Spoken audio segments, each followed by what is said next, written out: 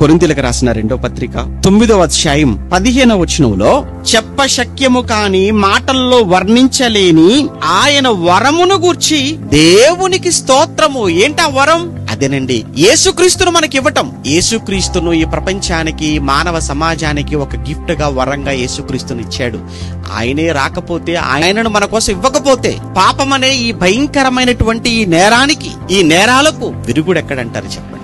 ప్రపంచమంతా పాపములో ఉందని, పాపములో ఉన్న ఈ పాప ప్రపంచాన్ని పాపము నుంచి విడిపించటానికి తన ప్రియకుమారుడైన యేసుక్రీస్తుని ఈ లోకానికి పంపి మనుషులందరి పాపాల నిమిత్తం ఆయనను సిలువలో అంత దారుణంగా చంపుకొని, ఆయన సిలువ మరణాన్ని బట్టి ప్రపంచానికి రక్షణను ప్రసాదించి మనలందరినీ కాపాడుకోవటంలో ఇక ఇంతకు మించిన వరం, ఇంతకు మించిన గిఫ్ట్, ఇంతకు మించి దేవుని పట్ల మనం కృతజ్ఞత కలిగి ఉండటానికి ఇంకేం కావాలంటారు చెప్పండి?